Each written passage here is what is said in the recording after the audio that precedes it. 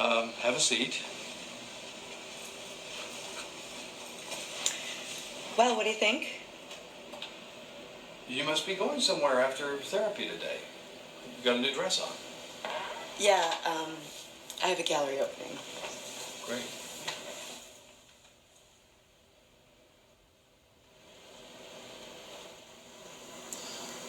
What's the matter?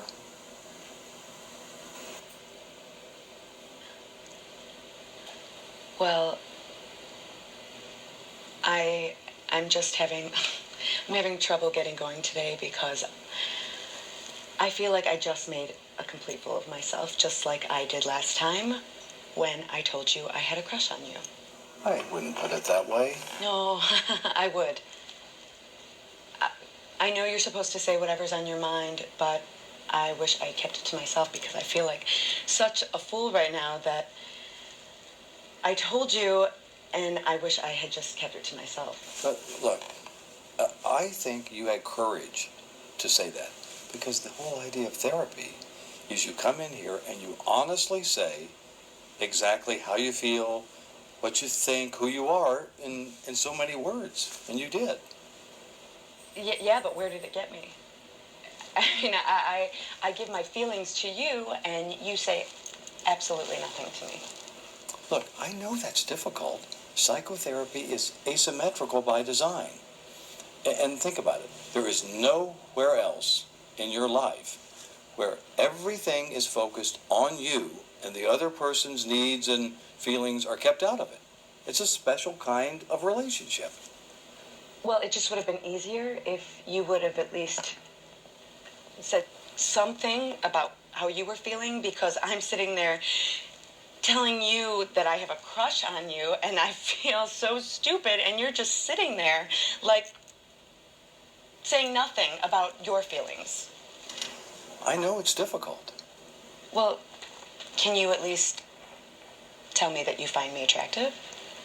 I mean, because if you don't, then I'll feel rejected, or like I'm not good enough for you, or... I mean, do you find me sexually attractive? Brenda, that's a question that puts me in a dilemma that really can't be resolved in any way. Let me tell you what I mean. Okay, if I would answer that question, no, you would feel devastated. You'd be even more hurt than you are now, and you'd feel like you were even more of a fool than you felt before. But just wait. If I said yes, then I think you'd say to yourself, the atmosphere in therapy has shifted here. It's not as safe as I thought it was. I'm not quite as free to say what I feel anymore. I don't care. I just want to know. What I'm saying is, to answer that question creates difficulties for the therapy, and my job is to try to preserve the therapy. Okay, that's your opinion. I feel differently. I want to know. I mean, do you think I'm an attractive woman? You know, I feel like you're completely ignoring what I just said. No, because I want an answer from you. I mean, do you think I'm attractive? Now I feel like I'm being steamrolled. Was it your ex-boyfriend, Bill, who said that you were like a steamroller with him? No, that was Don. Okay, it was Don. But you get the picture. I'm starting to feel here what I think other men have felt with you. What do you mean?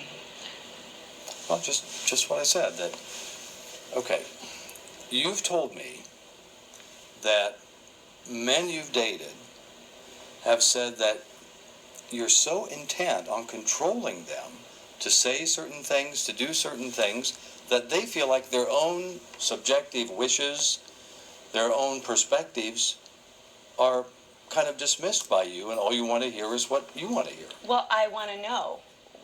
Why don't you just answer the question? this is an example of what I'm talking about. You're doing it right now. It's like you don't care what I feel or think, or there's no space for me to be a therapist and process this with you so we can work on it together and understand. No. I do need help. I just think I'm asking you a very simple question and that you're just being stubborn. Well, I know that you feel that I'm being stubborn, but from my perspective, it's like you're telling me, don't be a therapist, be exactly what I want you to be. No, I want you to be a therapist, but it kills me that you just won't do what I need you to do. Here.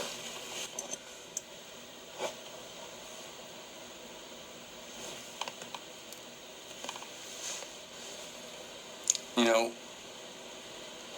you just said a mouthful. I thought that was a very important insight. You said it kills you that I won't do what you want me to do. That's the sort of thing that's caused you suffering for years and years. I think you hope that you can control men to do what you want them to do, but it usually backfires, Brenda. I don't know why it's so important to me. Well,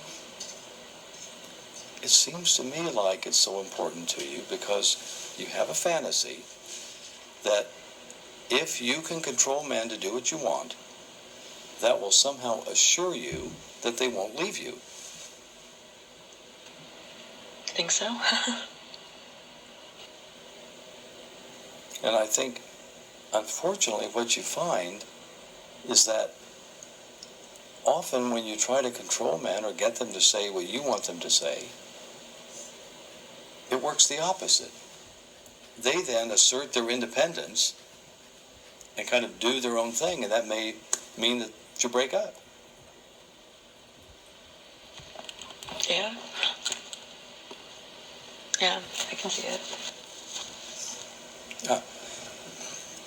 I imagine this goes way back, Brenda, because you've told me you tried to get your father to do what you wanted him to do, and he ended up asserting his independence, and he left you and your mom.